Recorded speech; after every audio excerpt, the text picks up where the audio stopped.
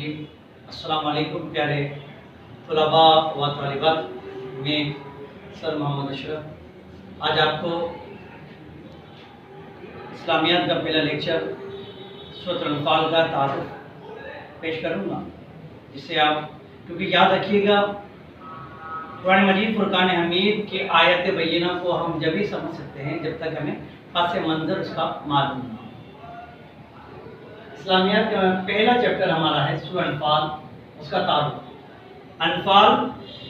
अनफाल के माने माल गनीमत, और इसके अंदर जो सबसे ज़्यादा जिक्र आया ग़ज़वा बदर को जिक्र किया गया। इसके अंदर ग़ज़वा बदर इस्लाम का पहला मार्का है, जो कि हक़ व बातिल के अंदर फ़र्क करने वालों में से एक चीज़ है।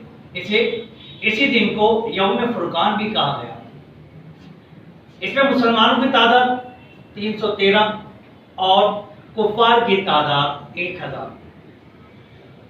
कुफ़ार की तरफ से क़यादत अबू जहल कर रहा था, और मुसलमानों की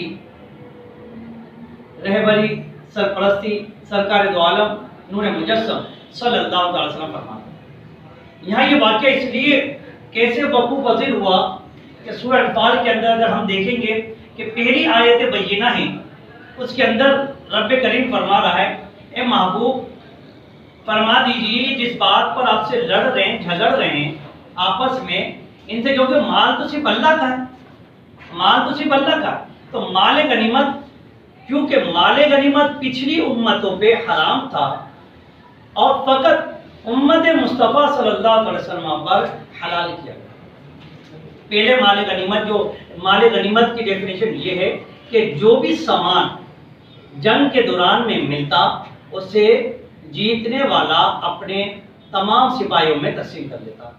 इसके अंदर अगर तारुफ में अगर ये बयान किया जाए कि इसमें ग़ज़वा बदर का जिक्र किया गया, साथ ही साथ माल गनीमत के बारे में बताया गया, माल गनीमत की तकसीम के बारे में बताया गया कि माल गनीमत को किस तरीके से, इसके कितने हिस्से होंगे, और इसमें अल्लाह का कितना, नबी का कितना, सिपाहियों का कितना, गाजियों का कितना, ये बताया गया।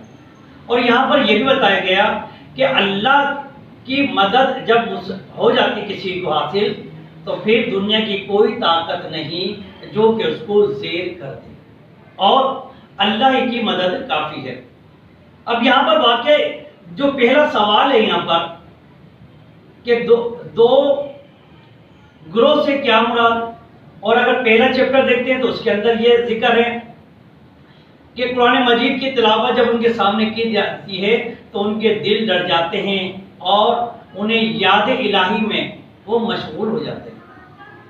तो इसी लिहाज से याद रखी गई बात, दो गिरोह, ये वाक़या इस तरीके से हुआ कि अबू सुफियान जब शाम से माल तिजारत लेकर मक्का की तरफ आ रहे थे तो उसे डर हुआ कि मेरे माल को कहीं मुसलमान लूट ना ले, तो उन्होंने अपना एक जासूस मक्का भेजकर अबू जहल को खबर दी कि हमें बाखैर वाफियत मक्का की तरफ पहुंचाया जाए।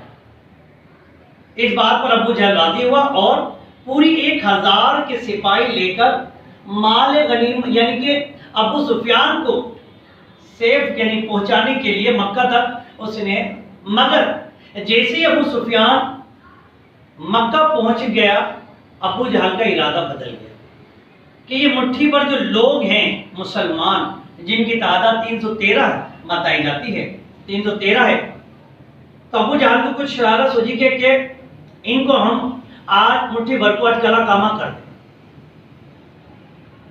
तमाम सरदारों ने मना किया, मगर अबू जहल ने बोला नहीं।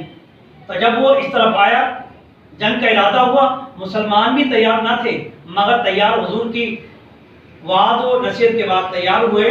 तो उसके बाद इन्हों के अंदर एक जंग के लिए जगह को पसंद किया गया।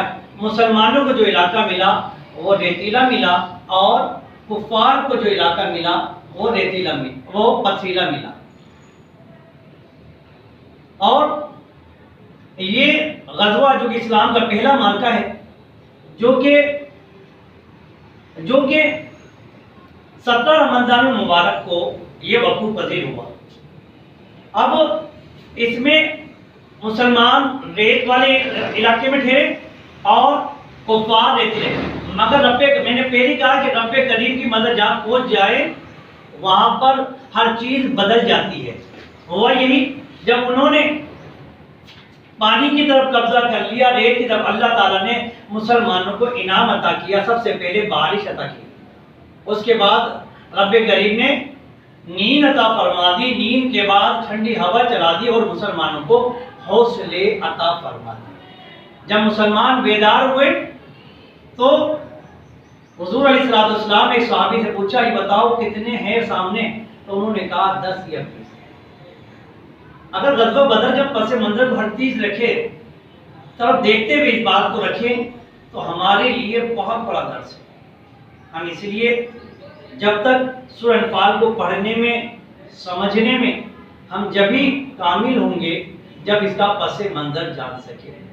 کہ آج ہم نے پہلے لیکچر میں آپ کو بتا دیا کہ سورہ انفال کہ جس کے اندر ذکر کثرت سے غزوہ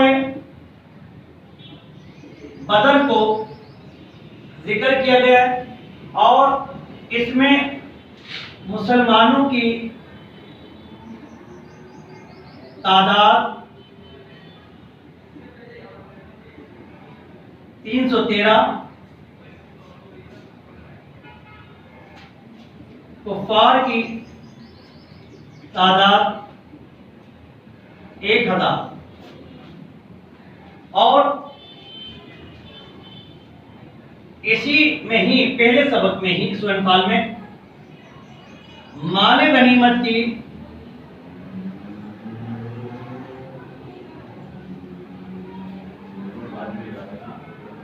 تقسیم کے بارے میں گفتگو ہوئی اور جنگ میں آگے چلنے کا حکم آیا۔ یہ تھا ہمارا آج کا پہلا لیکچر جو کہ سورۃ الانفال کے بارے میں بتایا گیا ہے۔ تو میرا خیال ہے کہ الحمدللہ آپ سب کو یہ بات سمجھ آ گئی، کیونکہ سورۃ الانفال کا تعارف جو آپ کے سامنے بیان کیا گیا، پیش کیا میں نے۔ اللہ تعالیٰ سے دعا کہ اللہ تعالیٰ آپ کو اس کو سمجھنے کی توفیق عطا فرمائے اور اس کو یاد کر کے آگے جب ہم اس کے اسباب پڑھیں گے تو ہمیں اس پس منظر کی پیش نظر اور سبق اور سوالات کے جوابات سیکھنے میں آسانی ہے۔ السلام علیکم ورحمۃ اللہ۔